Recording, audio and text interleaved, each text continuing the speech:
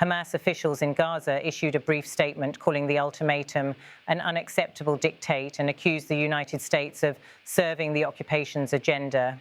A senior Hamas negotiator speaking to regional media on condition of anonymity said the group is prepared for dialogue, but not under threats of what he called total destruction.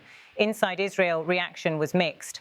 While Prime Minister Benjamin Netanyahu welcomed the deadline as a way to pressure Hamas into compliance, opposition leaders warned that Trump's approach could provoke further unrest and derail fragile understandings that had been emerging in recent weeks regarding phased ceasefires. Trump's defenders argue that the president's blunt approach is necessary, pointing to past decades of inconclusive peace efforts that often faltered over details of prisoner exchanges, border controls and disarmament. In an earlier post on Truth Social, he wrote, "Every country has signed on." That claim, while somewhat overstated, reflects the support the US has rallied from key allies including Egypt, Jordan, the United Arab Emirates and several European nations who believe that a swift resolution is essential to prevent a wider regional conflict.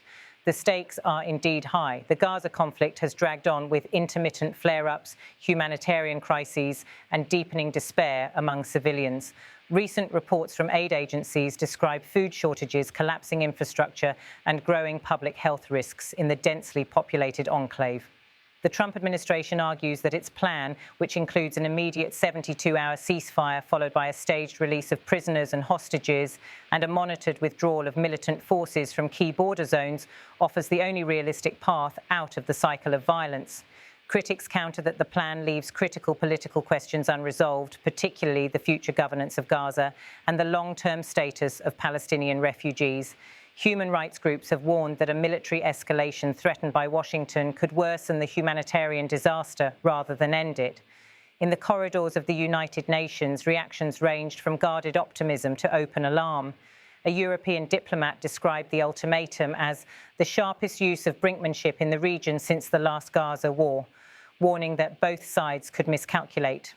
Meanwhile, in Cairo and Doha, mediators who have long served as go-betweens in the conflict scrambled to reach Hamas leaders in an attempt to avert a showdown.